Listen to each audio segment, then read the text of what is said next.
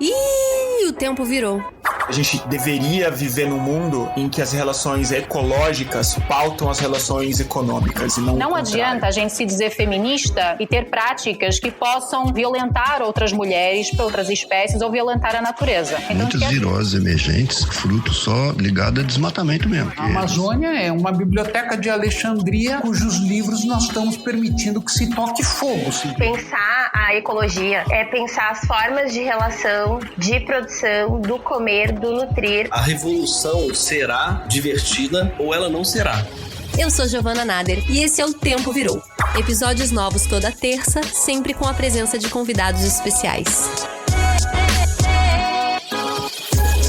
Hello, pessoal! Mais um episódio, o nosso antepenúltimo dessa temporada. E eu tô muito feliz com o resultado dessa segunda temporada. Eu sinto que a gente conseguiu ampliar ainda mais sobre vários assuntos, vários temas. Eu queria falar que eu e Jordana, a gente já tá cheio de coisas pra fazer durante a nossa pausa, sim. A gente gosta dessa pausa, é sempre bom pra dar um tempo, uma respirada, uma inspirada, né? Até uma estudada também, pra gente não cair no mais do mesmo por aqui. Mas enfim, uma das coisas que a gente pensou, a gente quer dividir aqui com vocês, é de fazer um clube do livro O Tempo Virou, onde a gente pode escolher um livro, convidar um especialista ou até o próprio autor daquele livro e discutir esse livro. Todo mundo participando, quem tá na mesma e também quem tá assistindo. A gente vai continuar amadurecendo essa ideia, até porque a gente não entende nada dessas plataformas, né, Twitch, enfim. Mas eu achei muito bacana, eu tô jogando aqui pra vocês, quero saber a opinião de vocês, então por favor, conta pra gente nas nossas redes, se você se animam, se você acha uma boa ideia, se a gente teria público para isso. Mas a gente ainda continua a nossa missão por aqui. E hoje a gente vai falar sobre o bioma do Cerrado. Eu tô muito feliz com esse tema, porque para quem não sabe, eu sou nascida e criada no bioma do Cerrado, em Araguari, Minas Gerais. Apesar de eu ter tido pouca ligação com ele enquanto criança, tá? Primeiro por falta de conhecimento mesmo, e também porque ali no Triângulo Mineiro, infelizmente, a monocultura avança. Mas nos últimos anos eu tenho feito esse resgate, enfim, na minha identidade, e conhecer e entender o Cerrado tem me transformado muito. E eu acho muito importante colocar esse bioma em pauta aqui. Até porque o Cerrado é um bioma meio esquecido, onde o agronegócio mais avança. A cada ano são desmatados 1 milhão de hectares e menos de 3% do Cerrado se encontra hoje legalmente protegida. Por outro lado, ele é extremamente importante. A gente está falando do segundo maior bioma da América Latina e também a savana mais biodiversa do mundo.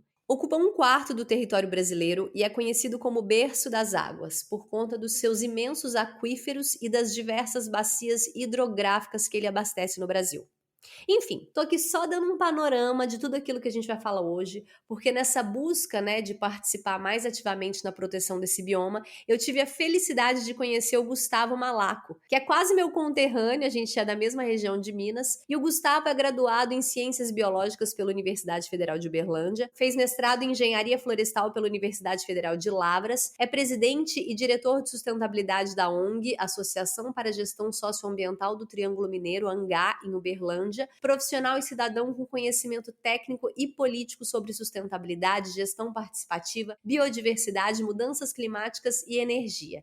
Gustavo, muito obrigada por estar aqui. Giovana, muito obrigado. Te parabenizar pelo podcast, uma iniciativa aí muito importante, divulgar toda essa questão da sustentabilidade nas diversas temáticas para a população e fico muito agradecido por ter essa oportunidade de falar desse bioma tão caro e tão importante para nós, inclusive eu que também nasci no Cerrado e cresci no Cerrado. E eu queria começar falando, Gustavo, né, da ameaça que o Cerrado se encontra hoje. Eu falei aquilo dele tá meio esquecido, até porque, de fato, a gente ouve falar mais do desmatamento da Amazônia, né, das queimadas do Pantanal, mas pouco se fala de como o agronegócio avança também sobre o Cerrado. Dá um panorama pra gente de como se encontra a situação do Cerrado hoje. Bom, o Cerrado, contextualizando ele primeiro, ele é a maior savana tropical da América do Sul, né? E a savana mais rica em biodiversidade do mundo. Distribui aí pelo Brasil, principalmente, 99% do Cerrado ele está no Brasil, e tem algumas porções na Bolívia e no Paraguai. Então são mais de 2 milhões de quilômetros quadrados. Infelizmente, ele tem hoje um baixo nível de proteção, né, cerca de 8%. Apenas 3% por uma categoria mais exigente de conservação, que são as unidades de conservação de proteção integral. E mesmo se a gente somar as terras indígenas, que tem hoje cerca de 4% no Cerrado, você não consegue atingir os 17%, que são as metas de biodiversidade AIT, que prevê cerca de 17% em áreas protegidas em ecossistemas terrestres, que o Brasil, inclusive, é signatário, isso a partir da Convenção da Biodiversidade.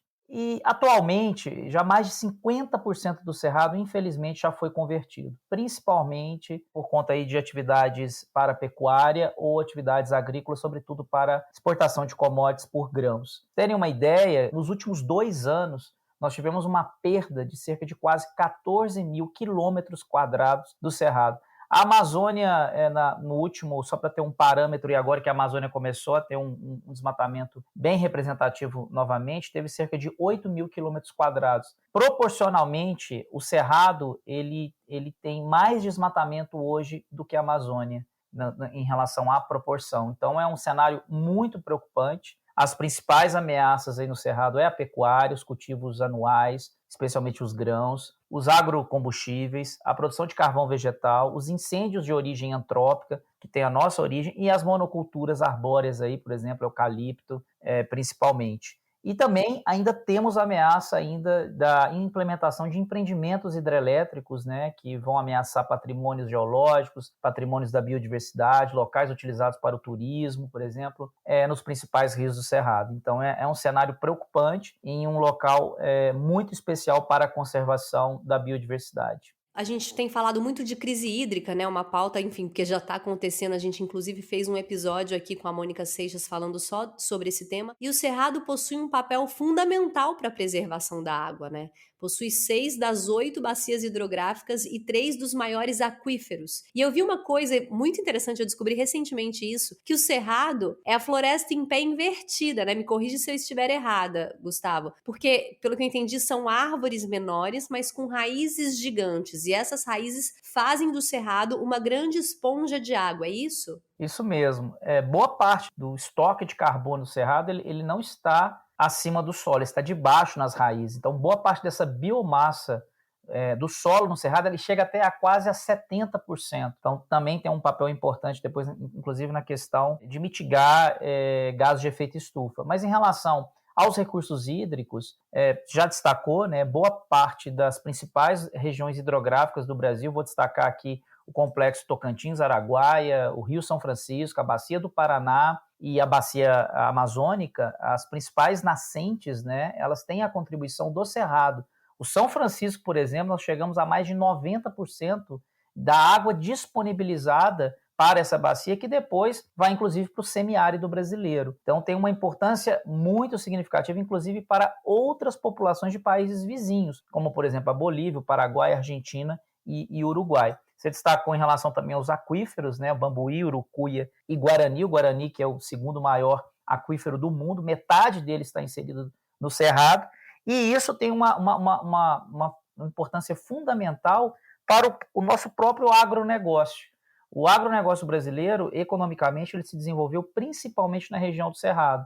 O Brasil hoje tem um PIB representativo na contribuição do agronegócio, cerca hoje de 1/4% da economia, ela advém desse tipo de atividade e, sobretudo, ele acaba tendo essa incidência nesse ambiente. Então, na pecuária, nos grãos, por exemplo. O Brasil hoje, principalmente, lógico, para exportação, 40% da carne é produzida no Cerrado, o algodão 84%, 60% da soja e 44% do milho é produzido no Cerrado. Ou seja, depende da água que é produzida aqui nesse ambiente. E a geração de energia também hidrelétrica, né? Um outro papel muito importante. São mais de 200 milhões de pessoas que dependem da geração de energia que vem dos principais rios.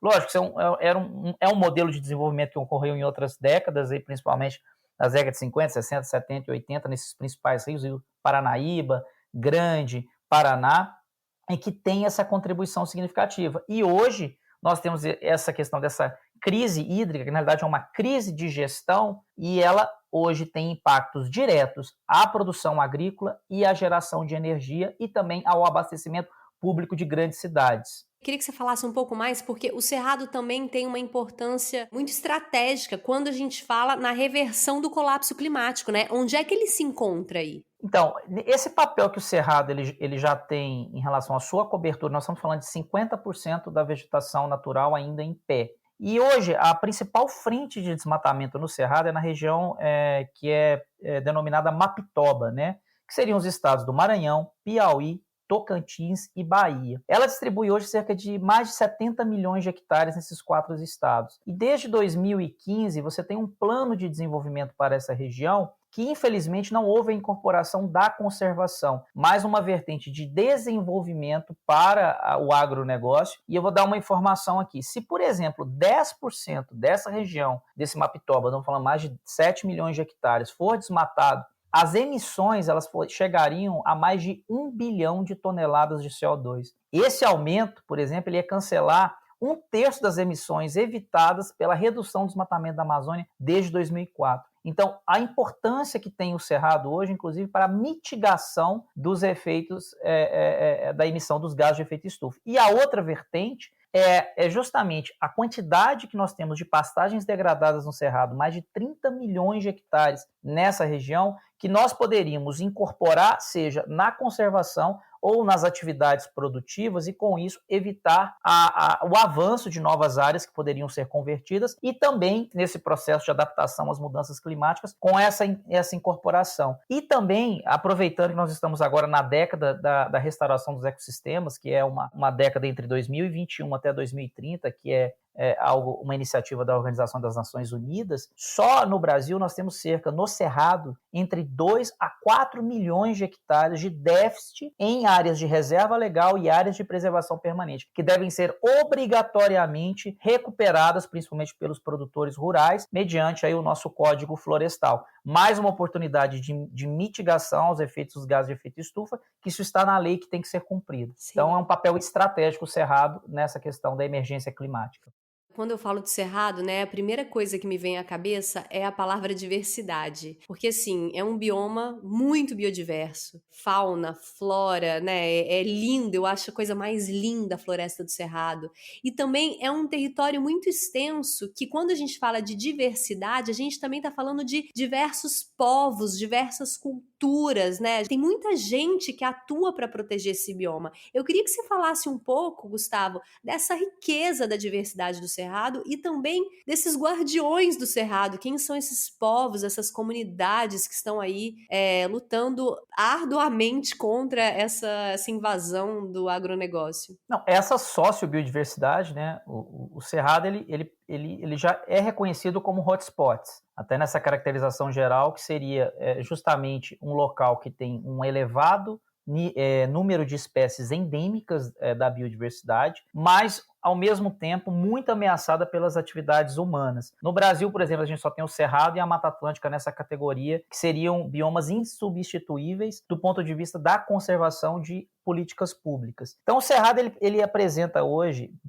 mais de 12 mil espécies de plantas, cerca de 1/3 delas são endêmicas, e milhares de espécies de vertebrados, mais de 2 mil, com várias delas endêmicas, 1/5 delas mamíferos, anfíbios, répteis e peixes. E quando a gente traz isso para a sociobiodiversidade, nós estamos falando de centenas, né, de comunidades tradicionais que estão distribuídas pelo Brasil Central. São cerca de 5 milhões de pessoas que, aliados, lógico, aos povos originários, aos quilombolas e aos agricultores familiares, nós estamos falando de pescadores artesanais, geraizeiros, ribeirinhos, quebradoras de coco-babaçu, vazanteiros, comunidades de fundo de fecho de pasto, apanhadores de flores sempre vivas, que elas preservam seus meios de vida por meio de plantios de roça, criação de animais e o conhecimento dos usos das plantas, dos frutos do cerrado, para fins alimentícios, medicinais, né, no processo, e conservam o cerrado. São os maiores guardiões do cerrado. Nesse caldeirão nós temos mais de 80 diferentes etnias de populações indígenas, mais de 100 mil pessoas, mais de 40 territórios quilombolas. O mais reconhecido são os calungas, na região da Chapada dos Veadeiros, que, por exemplo, utilizam mais de centenas de espécies do cerrado. Entre elas, vou falar o pequi, buriti, baru, mangaba, babaçu, bacuri, cajuzinho do cerrado, Hoje o Baru tem uma importância socioeconômica para essas comunidades tradicionais, inclusive hoje grandes supermercados brasileiros passam a incorporar isso nas suas cadeias produtivas, adquirindo diretamente das comunidades, e são elas que preservam o cerrado. Queria destacar a importância também do gênero. As quebradeiras de coco babaçu, principalmente no Maranhão e no Piauí, a importância que essas mulheres tiveram no empoderamento, no desenvolvimento sustentável dessas comunidades. Nós estamos falando mais de cerca de 450 milhares de mulheres coletoras e quebradeiras de coco, que só em 2014, para te dar uma informação, reuniram numa cooperativa, a Cooperativa de Produtores Agroextrativistas do Lago do Junco, foram mais de 400 famílias que geraram mais de $300 mil nesse tipo de atividade. Ou seja, o cerrado, ele produz sociobiodiversidade, produz renda, produz viva, e são esses povos tradicionais que têm a condição, com várias outras entidades, aí, por exemplo, as próprias cooperativas, associações, a Rede Cerrado, a MOPIC, que é uma mobilização dos povos indígenas do Cerrado, e organizações não governamentais que defendem com tanto afinco esse patrimônio dos brasileiros e brasileiras. Eu conheci recentemente o Cerrado de Pé, que é uma galera que protege as sementes, né, do cerrado. Você conhece eles? Não conheço. Esse movimento mundano que me apresentou, que está fazendo uma viagem agora pelo Cerrado. E quando eu fui na Chapada dos Veadeiros, eu conheci as raizeiras, que são mulheres incríveis com um conhecimento ancestral que vão para o meio da floresta procurar raízes de árvores, que ali tem limpeza de útero, contra gripe, a barba timão é para alguma coisa, a outra elas te vendem a garrafada e você toma, mistura com água inglesa ou vinho branco, e aí você toma uma xicrinha por dia, aquilo vai te curando. Então, assim, são conhecimentos ancestrais que não pode se perder, né? E, infelizmente, né, esse avanço, eu tenho uma experiência local no norte de Minas, na região da Chapada Gaúcha, Januária, Arinos, e infelizmente, realmente, essa prática de um agronegócio podre, eu não gosto de generalizar, mas esses territórios têm sido invadidos, grilados durante décadas e lógico, séculos, desde que outros povos vieram para o Brasil e consequentemente, tem cada vez mais intensificado os conflitos, expulsado as pessoas, e nós temos risco de perder esses patrimônios que tem pelo Brasil. E é único. Quem não conhece essa região, por exemplo, do Grande Sertão, Veredas Peruaçu, que é um mosaico de áreas protegidas, que tem dezenas de comunidades tradicionais, é algo único na vida. Tem que fazer isso um dia. É impressionante o quanto esses geraizeiros, né? Eu gosto de usar esse termo para essa região, também. São importantes na preservação desses territórios e na luta. Sem eles, nesses locais, esse modelo predatório já teria sido implementado há bastante tempo e sido, com certeza, o predominante nos territórios. E agora falando um pouco de políticas públicas, né? O que falta em relação a políticas públicas para a proteção do cerrado, para que isso aconteça de maneira mais consistente, digamos assim? Giovana, a mais efetiva é reconhecer o cerrado como patrimônio nacional na nossa Constituição. O legislador de 88, né, houve a preocupação correta em incluir a Amazônia e a Mata Atlântica. Depois a Mata Atlântica tem até uma lei específica. E o Cerrado e a Caatinga, né, não apenas o Cerrado, tem que destacar também o nosso irmão, a Caatinga, ficaram de fora. Lógico, pela pressão aí dos setores ruralistas, do setor do agronegócio. E nós temos diferentes propostas, né, PECs, tramitando no Congresso Nacional. Elas, inclusive, depois trouxeram a Caatinga junto. No Senado, a gente já tem um aporte positivo, uma sinalização positiva, só que está na gaveta dentro do Congresso, dentro da Câmara dos Deputados. Então, essa é a lei mais importante, porque vai trazer mais proteção, com certeza, políticas públicas mais assertivas e investimento para esses dois biomas importantes no Brasil. Então, essa é a cereja do bolo. E já existe, né, uma campanha nacional em defesa do Cerrado, que coletou milhões de assinaturas, mas isso ainda não foi o suficiente para conseguir dobrar o legislador, lógico. Por trás disso há todo um lobby em relação de tratar o Cerrado ainda como uma incorporação a esse setor e não a uma proteção, que é um grande erro, como a gente já falou um pouco a respeito aqui, da importância da preservação dos recursos hídricos, e não é à toa essa crise de gestão que nós passamos hoje, na mitigação dos efeitos da crise climática, da emergência climática hoje, em relação aos gases de efeito estufa, e toda essa sociobiodiversidade que traz dividendos, como eu coloquei alguns exemplos aqui do Baru, do coco-babaçu e tantas outras espécies vegetais e patrimônios que a gente tem, que a gente pode utilizar e também para o turismo sustentável. Então, essa é uma das políticas. A outra é aumentar as áreas protegidas, a demarcação de terras indígenas, reconhecimento dos territórios quilombolas e das comunidades tradicionais, como também a aplicação do Código Florestal, que aí entra a contribuição do setor privado. Como eu já disse aqui, nós temos entre 2 a 4 milhões de hectares de reservas legais e APPs no Cerrado em déficit, que devem ser recuperados ou compensados. Então, é a aplicação do ato legal que existe hoje, o reconhecimento de aumentar a porcentagem, né, das áreas protegidas e esse reconhecimento como patrimônio nacional, o Cerrado.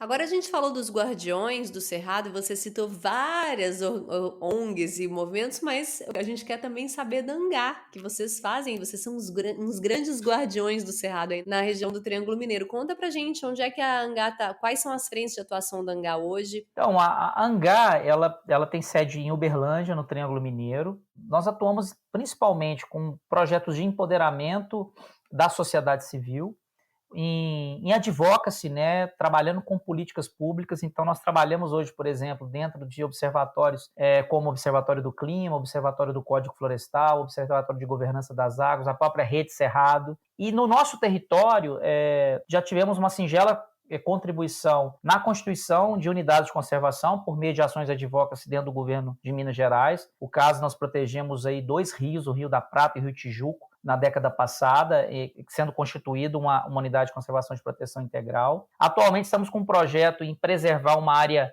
de preservação de recurso hídrico e de biodiversidade, onde tem a única população de uma espécie de ave em Minas Gerais e a segunda do Brasil, que é o bacoral do rabo branco, uma espécie muito ameaçada de extinção. Esse território está em Uberaba, um território dominado pelo agronegócio, mas tem formações de campos naturais, que a gente chama de covoais, campos comorunduns. Então nós estamos com esse projeto. E toda essa atuação em rede, né, como eu destaquei, trabalhando o fortalecimento dos conselhos de políticas públicas, principalmente com organizações do Cerrado. Essa é uma missão da organização, trabalhar o nosso território, o Triângulo Mineiro, em relação à melhoria da qualidade ambiental, como também em rede nesse bioma do Cerrado, junto a outras organizações, inclusive populações tradicionais, e, por fim, na defesa dos nossos rios aqui da região, tão ameaçados por empreendimentos hidrelétricos, nossas cachoeiras, pela valorização do turismo sustentável nesse processo. Lembrando que ali, viu, Araguari, sou de Araguari, tem mais de 150 cachoeiras ali ao redor. Vale a visita para quem quiser, uma cidade maravilhosa. Uberlândia também, toda essa região. Biblioteca Ecológica. Gustavo, e agora a gente vai para o nosso Biblioteca Ecológica. O que você trouxe para a gente aí de dica? Bom, eu tenho uma dica legal que de um filme que é O Ser Tão Velho Cerrado, A Lei da Água também. São 2 documentários, filmes muito interessantes. E em relação a livros, apesar desse livro não ser do Cerrado, mas é uma bibliografia que a pessoa, qualquer cidadão, na realidade, deveria na escola ter, que é o livro A Ferro e Fogo, do Aaron Dean, que fala justamente todo esse processo de desmatamento da Mata Atlântica e que hoje ele se repete no Cerrado e se repete na Amazônia. Então, e na Caatinga, óbvio. Esse livro é um livro de cabeceira que demonstra todo o colapso, né, que levou a Mata Atlântica num processo de quase extermínio desse bioma tão importante, e eu sugiro a quem está assistindo. Gosto muito, estou terminando a leitura agora também do Sapiens, né, que é um outro livro muito interessante sobre uma breve história da humanidade, que ele destaca todo esse processo, né, da humanidade e tem questões filosóficas muito importantes e interessantes. Eu deixaria esses 2 filmes e esses 2 livros aí como sugestão a quem está nos assistindo. Não li nem vi nenhum, já tá na minha listinha. E a dica que eu trouxe hoje, gente, não é nenhuma dica de leitura. Hoje eu vou sair da linha. Eu quero dica prática e eu queria dar a dica para vocês, se vocês estiverem planejando alguma viagem recente, vão ao Cerrado, conheçam o Cerrado, ocupem o Cerrado. Ali a gente tem lugares belíssimos para se fazer uma viagem de carro, né? Gustavo, agora eu vou pedir sua ajuda. Tem ali Parque Nacional Grande Sertão Veredas, Vale do Jequitinhonha, Serra da Canastra, que mais? Eu sou suspeito, né? Como eu já destaquei, para mim essa região do Grande Sertão Veredas e Peruaçu é a número 1 no Cerrado. Mas nós temos as Chapadas, né? Veadeiros, Diamantina e Guimarães. Chapada dos Veadeiros, pelo amor, todas, as 3, total. 3 locais. A Canastra, que está aqui do lado, eu estou aqui a 150 quilômetros. Mas assim, aqui em volta de Uberlândia e de Araguari, que você citou, num raio de 30 quilômetros, em qualquer cidade do Cerrado, nós temos dezenas ou até centenas de cachoeiras. Então é um pouquinho que você tem que andar e procurar na internet, você vai encontrar um patrimônio do lado da sua casa e que merece a sua atenção e a sua proteção, merece a sua valoração. Mas eu reforço, conheçam essas comunidades tradicionais, esses povos originários aí do Brasil Central. E estava esquecendo do Jalapão também, né? Outro local fantástico que também merece uma visita. Esse eu ainda acho que é o único cartão postal do Cerrado que me falta, assim, dos grandes locais assim mais importantes, assim, destacados para conhecer. E agora, ainda complementando a dica do que o Gustavo falou sobre os povos tradicionais, né, as comunidades, já dei 1000 vezes essa dica aqui, mas eu preciso dar de novo, desculpa, gente, porque o tema do episódio é Cerrado, é que o podcast Cerrados, WWF mais Rede Cerrado, cada episódio é contando a história de um povo do Cerrado, de uma comunidade tradicional do Cerrado. São histórias belíssimas, também recheado de muita luta, né, porque a gente sabe que não é fácil a resistência desses povos. E é muito importante a gente ocupar esse lugar, a gente reverberar esse lugar Brasil afora, mundo afora. Então essa é a nossa dica de hoje, gente. Gustavo, muito obrigada pela participação, foi incrível. Você sempre trazendo muitos conhecimentos pra gente. Eu te agradeço, Giovanni, novamente parabenizar, e esse espaço ele é muito importante para que a gente possa novamente falar sobre esse tema tão caro e pedir a ajuda de vocês. Valorizem esse bioma, valorizem o maior patrimônio brasileiro, que é a nossa biodiversidade. Maravilha, gente, é isso. Espero que vocês tenham gostado desse nosso antepenúltimo episódio. Já digo que temos surpresas aí vindo nesses 2 últimos. E também, reforçando o Clube do Livro, se vocês têm interesse, conta pra gente, dá um feedback se a gente deve seguir com essa ideia ou se é maluquice, nada a ver, ninguém tem tempo. E eu fico por aqui e até a próxima terça. Um beijo. Esse podcast é apresentado por mim, Giovana Nader, pesquisa e roteiro de Jordano Nader, edição Vitor Bernardes, identidade visual de Teodora do Vivier e produção de conteúdo nas redes sociais Mariana Ferrari.